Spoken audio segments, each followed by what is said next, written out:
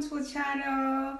Thank you guys for subscribing. Please keep subscribing, press on the bell as well to get notified when we post the next video. So getting to a story today I'm going to tell you about the first time that I was on the plane. Yeah, it was crazy. It was crazy, guys. It was crazy. Anyway, this is what happened. It was in 2002. Yes. So I got a place to study abroad in Australia. And my mom was crazy. Trust me, my mom was crazy. She went to the grocery shops and she started buying every food, even perishables she was buying. She's like, oh, what are you gonna eat? So at least you have to go with groceries and stuff. So I had one big full suitcase of groceries, guys, and another one of my clothes and a blanket as well. So what happened on the day, guys, imagine she bought me a two-piece suit, guys. A two-piece. So when we got to the airport, I was very uncomfortable. You know how a suit is, guys. Like you're going to church. Like you know how those American ladies wear their suits when they go to church. Yep, that was me. So when we got to the airport, everything was all confusing, but at least my parents were still there, so kind of took me through it and even get my passport stamped and everything was fine. So now boarding into the plane. Oh, they told me that I should stay very close to the gate so that the plane won't leave me. So you trust me, I was extremely closer to the gate than you think. So boarding in, we boarded in nicely. And I was looking, like kind of trying to get comfortable in my own space, you know. So I was looking around, I saw little TVs, I saw this, everything was all fancy and it was all new to me. So I got so excited. At least my mom had told me that you have to look for a certain seat number. So I found my seat and I sat perfectly. Now comes the seatbelt, guys. I looked at it, I'm like, okay, this is what is supposed to hold me if the plane is to crash. And to me, it was just too small. I was like, this is not enough. Okay, before that, just trying to fasten it was an issue, guys. It was crazy. So what I did, I waited to see the person who was sitting next to me. Then I saw what they did. I was like, oh, okay, you just slid it in. So I slid it in. Yeah, I'm fastened. I'm safe. Yeah, I'm safe, but I'm not. So I was holding on to the sides of the armrest just in case, guys. Just for control measures, you know, you just have to be safe. A girl's gotta be safe. And so, okay, I got my seatbelt on. My hands are on tightly, holding tightly to the armrest. So take off, guys. I'm swear. I felt like someone had pulled my intestines from my. Oh my god, it was the most awkward feeling ever. I felt like I was going dizzy. I felt, oh my god, is this train crashing right now? So what happened now? So the lady beside me, I think she saw, and then she gave me a little, like, you know, those vomit envelopes. She's like, oh, just in case you're feeling sick. And guess what? The minute she just mentions it, every single piece of lunch that my mom had cooked for me, she cooked for me lunch, said, I hope this will last you for a long time, guys. So I was so bloody full. So I vomited, God. Yo, it was crazy. And I started crying, like my eyes were teary. And the lady, like one of the air hostess came and she's like, are you okay? I'm like, yeah, I just don't feel well. You know that moment when you're not sure what's going on, like when you don't know what's going on, but you want to act cool? That's exactly what I was doing. Okay, so takeoff is done, guys. No, I didn't get comfortable because I remember I was holding still tightly to the armrest.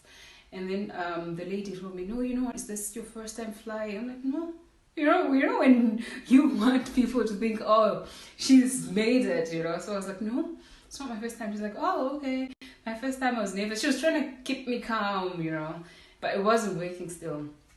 So she was watching TV and I was sort of like watching her on screen, but I had my own screen, but I just didn't know how to operate. So I was watching it and there was no volume because she was wearing her headphones. And when it came time for food, guys, guess what? I thought it was for sale. Like, I was like, no, the pocket money that I have, mom told me to keep it very, very, very safe and to be very responsible because they didn't know when else they were going to get money or how they were going to be able to send me money because one, I still didn't have like a bank account. And that time it was very hard to send money. Like only wire transfers were allowed from my country to Australia. So like you better be very, very serious and you better be very responsible, otherwise you're gonna die. So I was like, no, I'm not buying food. I'm not buying food. So the air hostess came, she's like, what are you having, ma'am? You know, I was on the window side, so she just started with me, decided to start with me. What are you having, ma'am? Like, no, I'm fine. Then the lady that was next to me, she ordered something and a glass of wine, what was. Then I saw she didn't pay. I'm like, oh, have you paid already? She's like, no, you don't pay, it's free. Then I'm like, oh, okay. She's like, do you want food? I'm like, yeah, I want so. So she sort of called the air hostess for me. She's like, oh no, she wants something now. Then she's like, oh, okay. So I was like, I'll have what she's having, guys. I didn't even know what she ordered, but I was just being safe. I was like, you know what?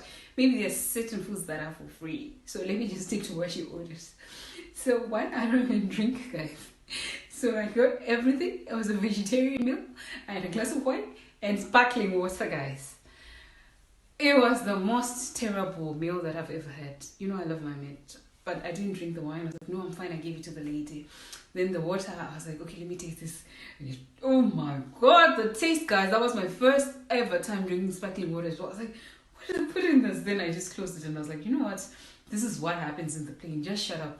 I want to go to Australia, you know. I just want to go there. So this is a very long journey, guys. So, you know, it was like the longest time of my life. I just needed to get there. And then it started getting a little bit cold.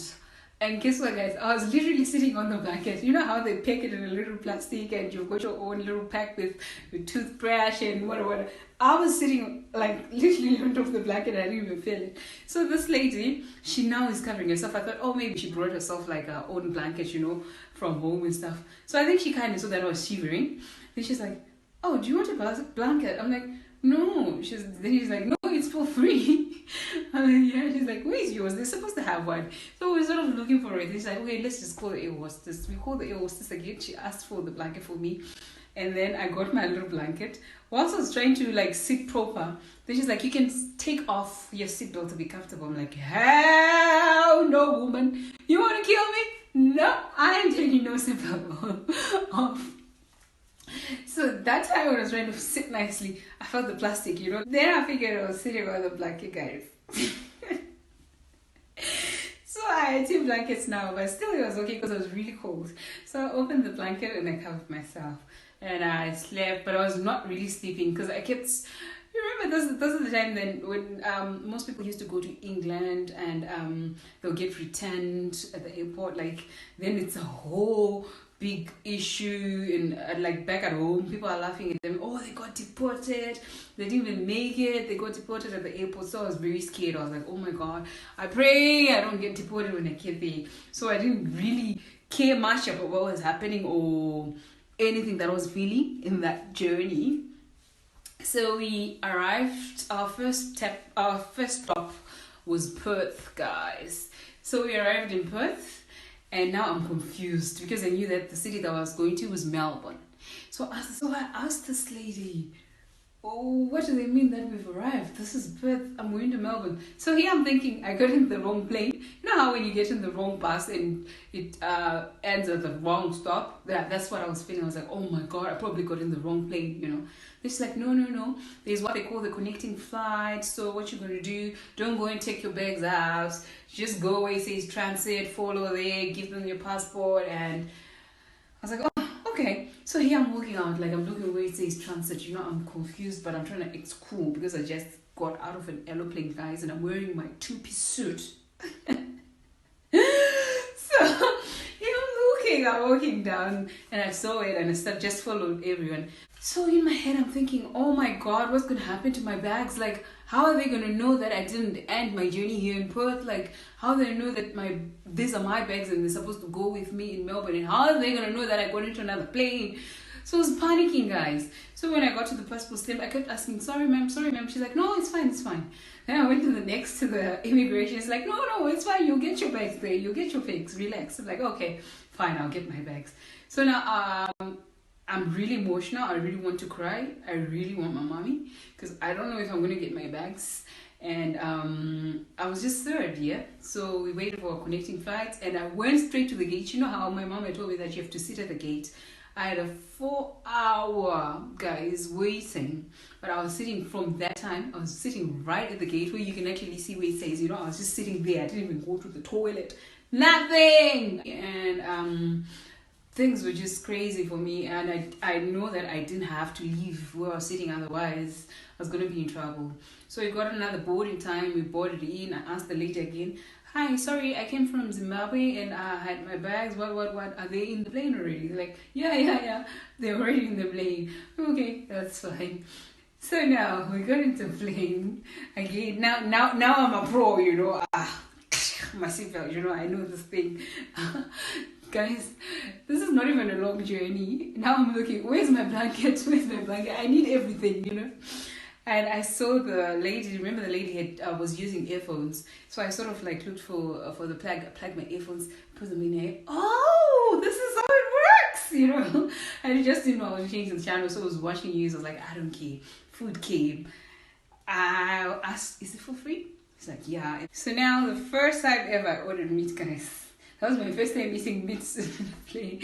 I'm like, it's so small, but it's really nice. I was really hungry. Remember, I had a 4-hour waiting time and waiting period, and I had not moved a single inch. Then now I'm feeling like I want to go pee. I don't even know where the toilet is. But now I gained a little bit of confidence, so I sort of called the old horse. That time it was a guy, and I asked him, I'm like, where's the toilet? He's like, oh, you just gotta follow like the lines. He explained to me. I'm like, oh, okay. So I got in the toilet. It was so small, guys. I didn't know, like, should I squat? Should I sit on it? Like, no, I'm not sitting on this. This is disgusting. So I closed the door in. So I was sort of holding on the walls, and I was sort of giving my best squat, And I helped myself, guys. And got out of there, got back to my seat, seatbelt on. So we got to Melbourne, we started filling our forms. So remember, they give you like a declaration form, and they were asking you all these questions. Are you carrying any sharp objects and stuff? So I was just being honest. Do you have any food? Yeah, I had like a whole bag of it. So I just did yes. So when I got to the, I'm so glad there were no border security guys that time. Border Security Australia. I would have featured. I would have made my first feature on TV there, guys. So we got there, then they opened my suitcase. They're like, oh, this is not allowed. I'm sorry, we're not supposed to take this. Now they're taking my food, guys. But now I'm not worried about the food. I don't want them to deport me. I can't go back. I don't want people to laugh at me. Remember, I told you. So you're like, I'm taking this. Okay, that's fine. I'm taking this. Okay, that's fine. I didn't even ask why. Then she's like, ma'am, next time don't bring this is not allowed, but this is your first time, we're gonna let you go. Otherwise we would have given you like a fine of 200 Australian dollars. After customs, they told I got my passport stamped, asked where are my bags. They told me, oh, you have to go so and wait for them to come out, and you look for a bag and pick it up. So I was like, oh, okay. It was easy. I'm very good at listening, like I'm very good at following instructions. So I got my bags and I got out. So the campus had told us that there's going to be a driver that's going to be waiting with me with a card with my name. So there was this white guy that was holding a card with my name. Woo! I felt like I made it, like what we used to see in the movies. So now even the step change, even now I walk, like you're feeling yourself, you've made it. So I went to him, he was like, oh, are you nice? I'm like, yeah, I am Yasha and stuff. She's like, oh. So he asked me how my journey was and if I traveled well. Yeah. Was I hungry? And yeah, he was very nice to me. He took me to the campus. So the house that I was staying with students from Iran, China, and one Japanese lady, and 2 from different African countries. So I just sort of was shown to my room, and yeah, everything else just went on normal. And one more thing that used to shock me was I couldn't tell the difference between the tram and the train, guys. So that was one thing that was crazy as well.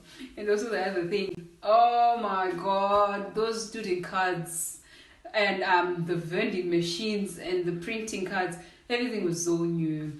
Until I just got adjusted and settled in well, I blended in, and yeah, that was it, guys. Oh, before we forget, that competition, guys, unfortunately there was no one who won, but there's a certain lady, I think her name is Zinhle. Oh my god, that girl was going out of her way. I think she deserves something, guys. So Zinhle, if you're watching this, please get hold of us. Would love to give you something. And if possible, after we've given you something, we'd love like a short video of you showing off the things that we've got you, so that we can just sort of post it on our channel. Thank you, guys. Keep subscribing. We love you. Thank you. Peace out.